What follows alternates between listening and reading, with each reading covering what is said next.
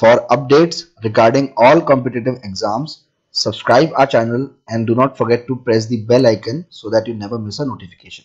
नमस्कार दोस्तों, आप सभी का स्वागत है advanced English by Rajeshwar Sharma में। ये है टॉपिक नंबर 26 और जो ये लेटर है ये मैंने खुद ने लिखा है, बट ये जो लेटर है ये मैंने लास्ट ईयर लिखा था जब मैं टायर 3 की तैयारी कर रहा था 2016 के पेपर के लिए। और आपको जो ये लग रहा है कि मैंने इस पे व्हाइट पैच क्यों लगाया है, तो फ्रेंड्स टू बी ऑनेस्ट, ये जितने भी एसेज हैं जो मैंने लास्ट ईयर लिखे थे ये मेरे रूम में रखे हुए थे और जब एग्जाम्स आए बीच में तो मैंने इनको रफ कॉपी की तरह यूज कर लिया। I am really sorry for that. तो मैं आपको वो दोनों कॉपीज प्रोवाइड कराऊंगा, एक तो वो जिसको भी आप अभी पढ़ने वाले हैं इस वीडियो के अंदर, और एक वो जिसमें मैंने मैथ्स की कैलकुलेशंस कर रखी है।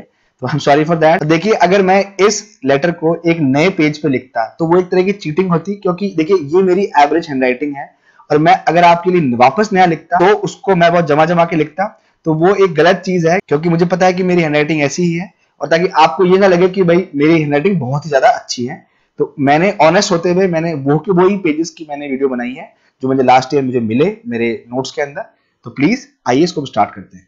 दोस्तों, ये है टॉपिक नंबर 26। जितने भी टॉपिक इससे पहले कवर हो चुके हैं उन सब का लिंक आपको इस वीडियो के डिस्क्रिप्शन में मिल जाएगा, तो प्लीज आप उसको एक बार देख लें। ये लेटर लिखा है मैंने और इसका सब्जेक्ट है deteriorating law and order situation. ठीक है, जो शहर में जो स्थिति खराब हो रही है लॉ एंड ऑर्डर की, उस पर मैंने लिखा है संपादक को, एडिटर को। आप चाहें तो ये डेट देख सकते हैं, 8 मार्च 2017। मैंने ये लास्ट ईयर लिखा था जब टायर 3 का एग्जाम था, शायद 19 मार्च को पेपर था। तो स्टार्ट करते हैं। Examination hall Jaipur and date, मैंने डेट दी, उसके बाद एक लाइन छोड़ी, फिर द एडिटर द हिंदू और जयपुर, वापस से मैंने एड्रेस लिखा, फिर मैंने एक लाइन छोड़ी, फिर दिया मैंने subject deteriorating law and order situation. देखिए, आपको सब्जेक्ट रखना है छोटा, अगर आप चाहें तो इसे 2-3 लाइन का बना सकते हैं, बट आपको वो नहीं करना। तो मैंने इस सब्जेक्ट के एंड में ये नहीं ऐड करा deteriorating law and order situation in the city, मैंने उसको अवॉइड कर दिया।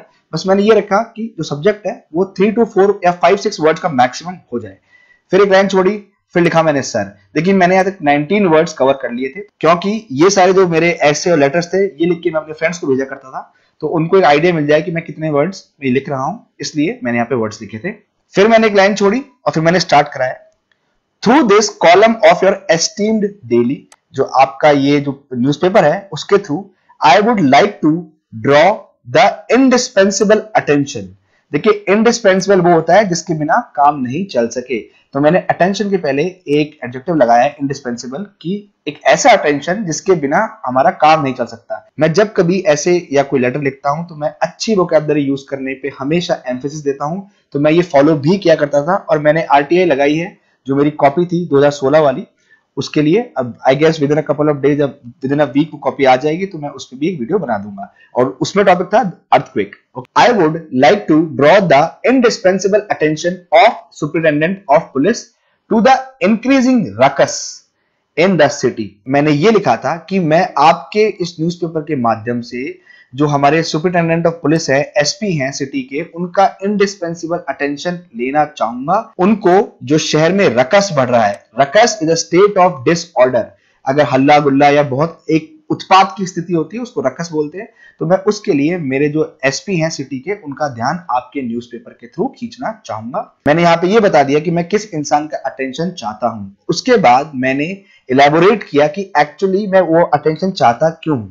Since the local election results are out, क्योंकि शहर में जो इलेक्शंस हुए थे उनका नतीजा आ चुका है। The dissatisfied losing parties are out on revolt, जो पार्टीज इलेक्शन में हार गई वो डिससैटिस्फाइड है और वो हार चुकी हैं, इसलिए वो रिवोल्ट पे उतर आई हैं। चाहे तो रीजन कोई भी हो, चाहे तो ईवीएम की हैकिंग हो या कुछ भी हो, बस वो हार गई और वो रोड पे आ चुकी हैं।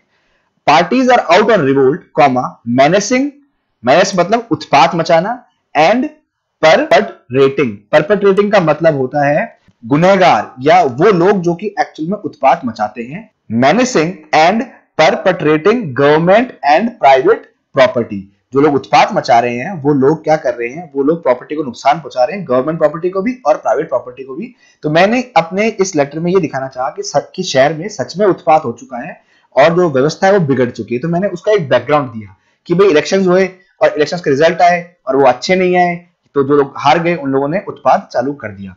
And private property making life of civilians a living hello. तो जो सिविलियंस जो कि रह रहे हैं सिटी में, उनका जीवन एक नरक की तरह कर दिया है उत्पात मचा मचा के। उसके बाद मैंने लिखा, my family got injured in the stone pelting incident yesterday while we just survived the projectiles of petrol bombs। अब देखिए, ये मेरे सोचने का तरीका है कि जब आप कुछ भी लिखें तो उसको इतना इंपैक्टफुल बना के लिखें कि जो पढ़ने वाला है उसको लगे कि हाँ, कि सच में ऐसी कोई घटना हुई होगी। मेरा एम ये रहता है कि जब एग्जामिनर ये लेटर को पढ़ेंगे तो वो इससे बंध जाए, उनको ये लगे कि हाँ, बंदा मुझे बांध के रख सकता है। तो मैंने थोड़ी सी एक रियल लाइफ सिचुएशन दी, हालांकि ये फेक है, बट मैंने जब ये बता दिया कि हालात शहर के खराब है, तो मैंने उसमें एक पर्सनल मेरा पॉइंट ऑफ व्यू भी जोड़ दिया। मैंने लिखा, my family got injured in the stone pelting incident yesterday। देखिए, शहर में उत्पात मच रहा है तो पत्थरबाजी हुई, तो जो मेरी फैमिली थी वो इंजर्ड हो गई थी। मैं किसी काम से बाहर जा रहा था तो मेरी फैमिली स्टोन पेल्टिंग इंसिडेंट में इंजर्ड हो गई। और मैंने लिखा कि इतना उत्पात था कि लोग पेट्रोल बॉम्ब्स भी फेंक रहे थे बोतल के अंदर पेट्रोल भर के, पर हमने उनको तो सरवाइव कर लिया, बट जो मेरी फैमिली है वो स्टोन पेल्टिंग का शिकार हो गई। The citizens are out of the frying pan and into the fire. जो सिटीजन्स हैं वो फ्राइंग पैन से निकल के फायर में आ गए, मतलब दोनों ही स्थितियां उनके लिए खराब हो गई है। वो ना तो घर में सेफ है क्योंकि प्राइवेट प्रॉपर्टी को नुकसान पहुंचाया जा रहा है, और वो बाहर भी सेफ नहीं है क्योंकि लोग पत्थरबाजी कर रहे हैं और बहुत ही ज्यादा उत्पात की स्थिति उत्पन्न कर चुके हैं शहर के अंदर। तो मैंने एक रियल लाइफ सिनेरियो बनाते हुए लिखा कि स्थिति सच में बहुत खराब है, और मैंने थोड़ा सा इसमें पर्सनल मेरा पॉइंट ऑफ व्यू भी जोड़ दिया।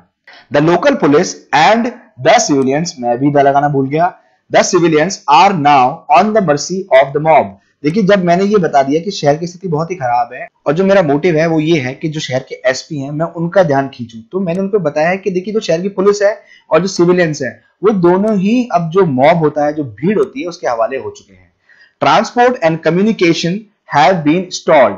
तो मैंने ये बताया कि जो ट्रांसपोर्ट है शहर का और जो कम्युनिकेशन व्यवस्था है, टेलीफोन हो या कोई भी और नेटवर्क हो, वो स्टॉल्ड हो चुका है, मतलब वो एक ठहराव आ चुका है, वो कंटिन्यू नहीं है, वो खराब हो चुका है। Food and water supply is going down the spiral.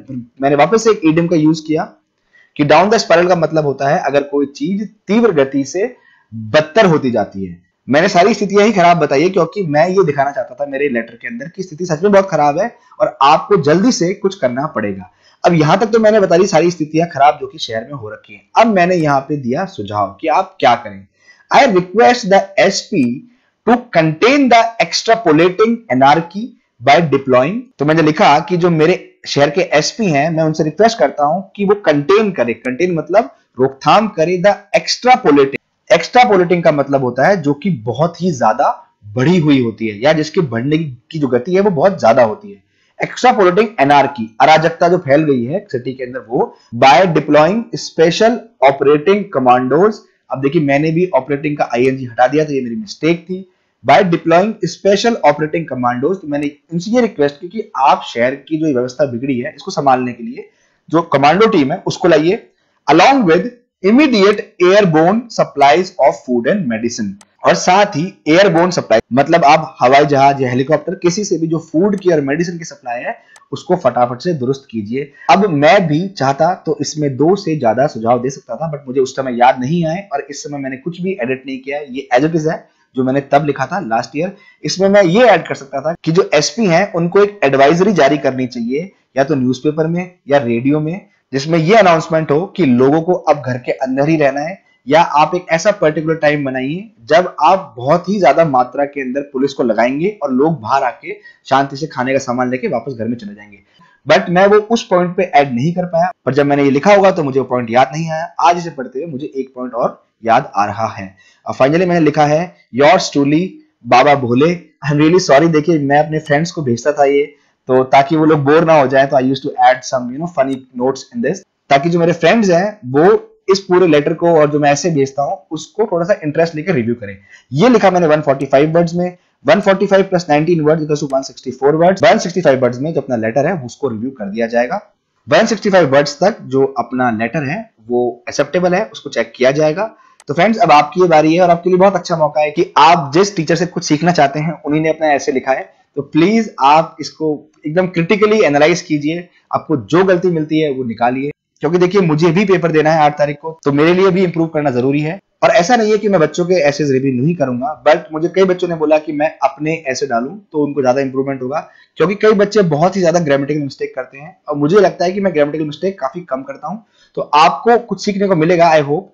तो प्लीज अब आप इसको रिव्यू कीजिए और मुझे आप मार्क्स दीजिए डेफिनेटली। और आपको अगर ये लेटर अच्छा लगा हो तो please like the video, and if you have not subscribe the channel please do it, and thank you very much.